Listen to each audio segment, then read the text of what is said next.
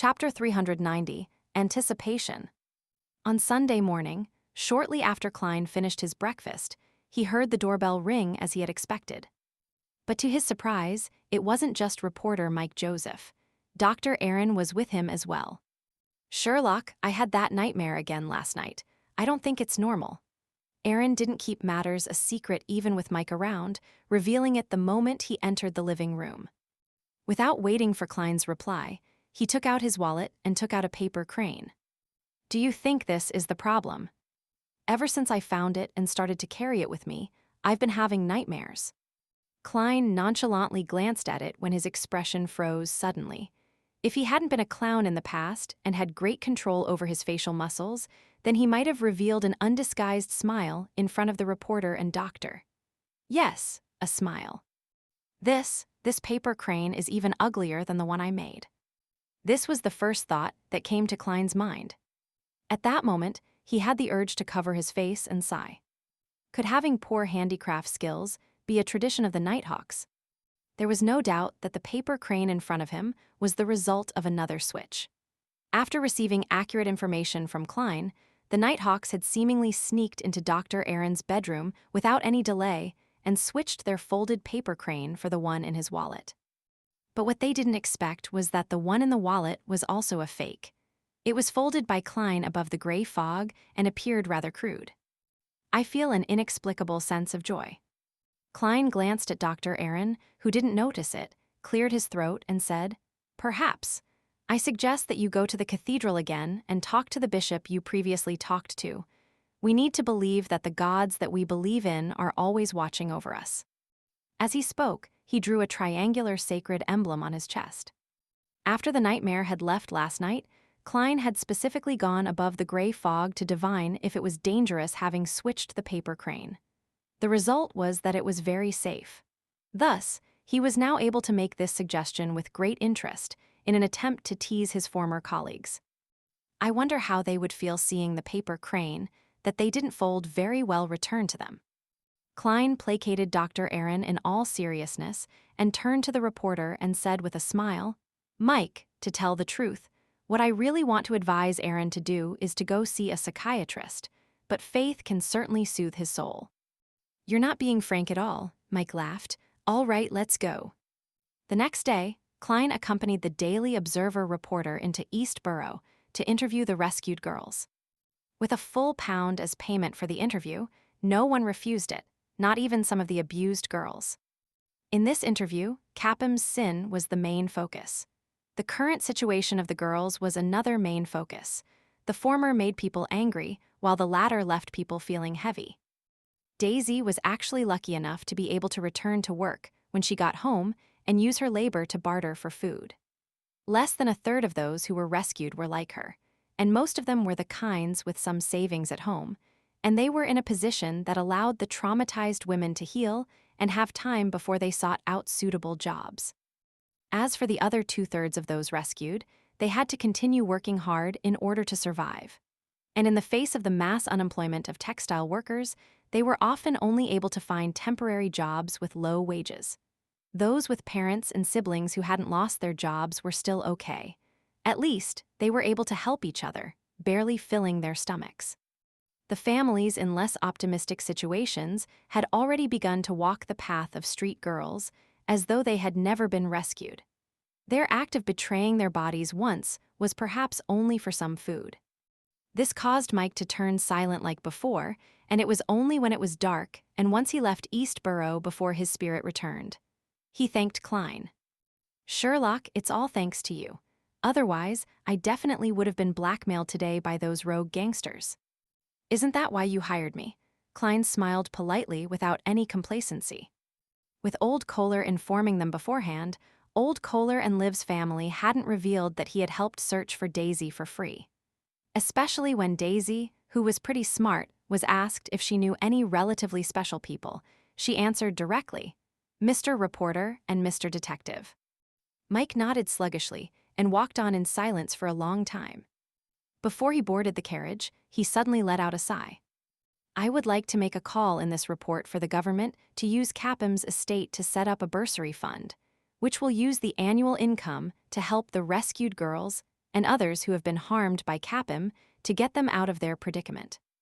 Although Capim's safe had already been robbed clean by the hero bandit, his greatest wealth is the property he bought. These should have all been obtained illegally. Klein listened carefully, gave Mike a deep look, and said in sincere praise, "You're the best reporter I've ever met." "There are plenty of reporters like me. There are always idealists in the world." Mike sighed. With that, he paid £10 to Klein and took off his hat and waved it. As he watched the reporter get into the rental carriage, Klein was about to take a public carriage in the other direction when Mike suddenly opened the window and asked with a jibing smile, "Sherlock, I'm not the only reporter you know, am I?" Klein was stunned for a moment, then he laughed. "Guess." "City of Silver." Like a trapped beast, Derek Berg paced around the room in anxiety. He felt that the chief wasn't paying enough attention to his report. He was worried that the exploratory team members, who had been affected by the fallen creator to an unknown extent, would cause devastating damage to this city that had lasted for 2,582 years in the darkness after their quarantine. In such a situation, he was eager to obtain advice from Mr. Hanged Man, Miss Justice, and company, who were rather familiar with the fallen creator.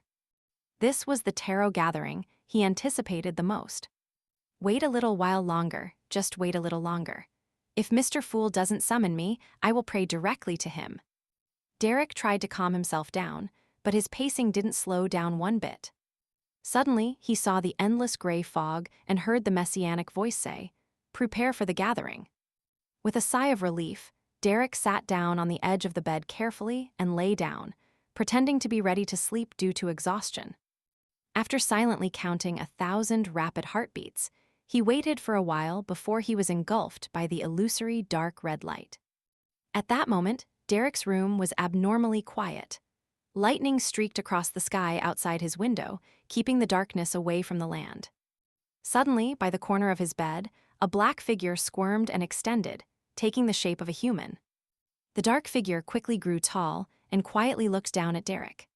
He carefully observed him for nearly a minute, then withdrew without gleaning anything. In the corner, the shadows remained the same, unchanging. The endless gray fog lingered beneath his feet as usual. The long bronze table in front of him was mottled with green rust, but it didn't seem to be rotten at all. The first things that Derek saw were Miss Justice and Miss Magician sitting opposite him. The familiar, jovial greeting sounded in his ear. "Good afternoon, Mr. Fool Tilda." "Good afternoon." Klein, shrouded in gray fog, nodded slightly. He seemed to respond leisurely to Miss Justice and the other members' greetings, but in reality, he was busy manipulating the world, making him appear like a real person. After yesterday's interviews with reporter Mike, it was already dinner time.